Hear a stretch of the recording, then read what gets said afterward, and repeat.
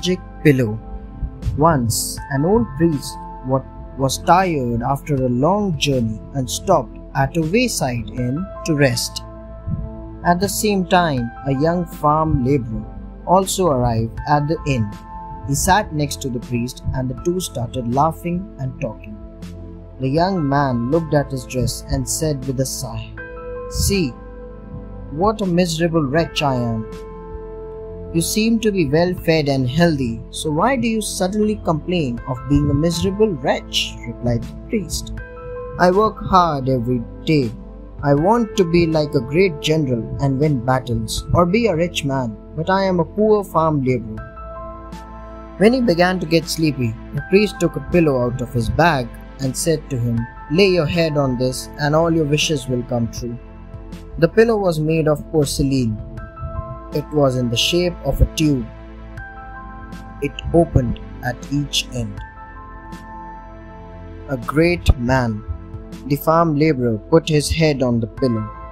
One of the openings of the pillow was so large and bright that he went in and was soon in his own home. He married a beautiful girl and soon became a rich man. Next year, he passed his examination and was made a magistrate, and after a few years, he became the prime minister. One day, he was accused of treachery and sentenced to death. He made to kneel down, and the executioner approached with his sword.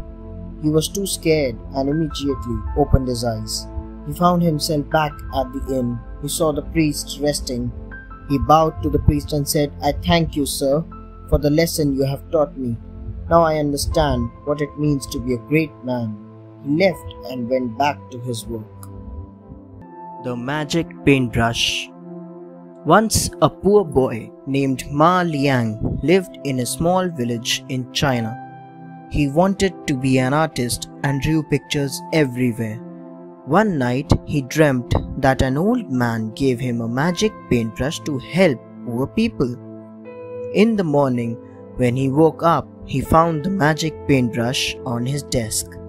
From that day on, he used the paintbrush to help people.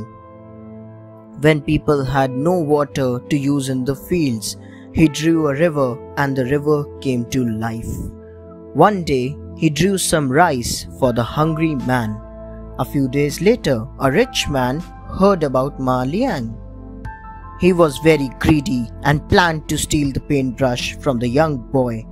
He ordered his guards to imprison Ma Liang. He took the magic paintbrush and felt very happy. The greedy rich man. The greedy man drew many pictures, but they did not become real. Angrily, he said to Ma Liang, "If you draw some pictures for me and turn them to life, I will set you free."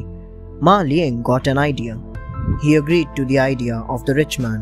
The rich man said, "Draw me a golden mountain." Ma Liang drew a sea first. Then he drew a golden mountain far away from the sea. The rich man got angry and said, "Draw a big ship quickly to reach the mountain." Ma Liang smiled quietly and drew a big ship. The rich man jumped into the ship. When the ship sailed to the middle of the sea, Ma Liang drew a large wave that destroyed the ship. The ship wrecked, and the rich man never came back. Ma Liang went back to the village and went on painting for poor people.